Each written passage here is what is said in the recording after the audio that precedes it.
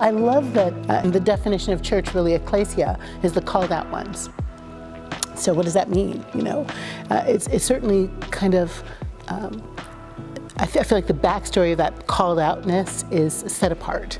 That there is, the cups used in rituals in the Jewish church, right? Or the cloth used at a sacrament, or the kippah, or the stole, or the wine and the bread.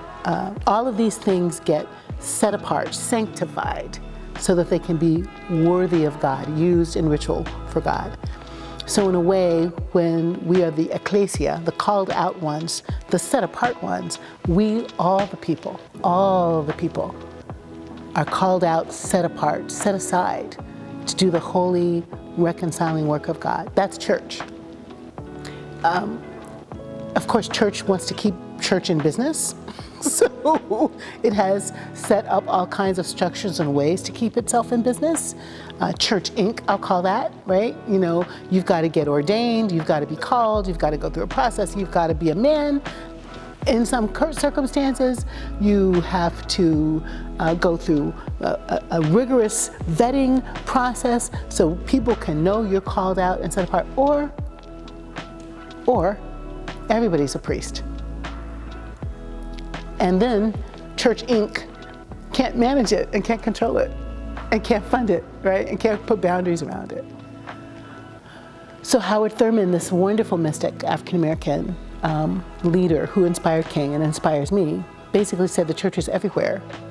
Everywhere good people are doing good things. And that is my belief.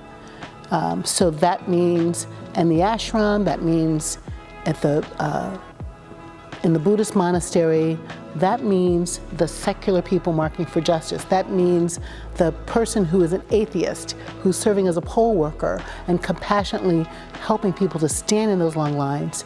That means mothers and fathers raising kids, and that means teachers, and that means scientists. That the church is everywhere. Good people are doing good things.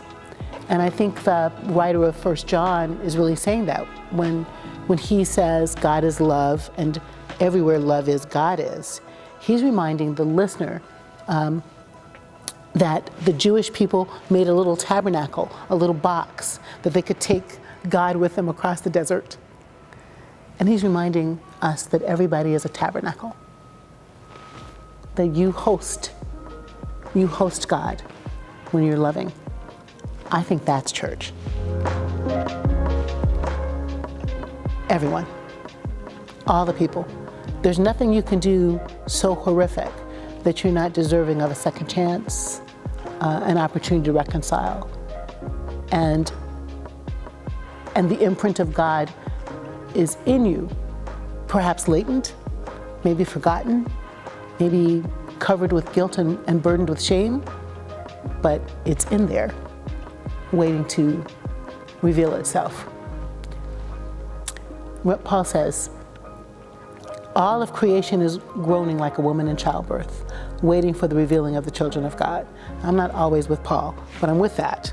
The sense that the creation wants to see us show up. Like, show me what you're working with, is what some young people might say. But yeah, all of us are the church.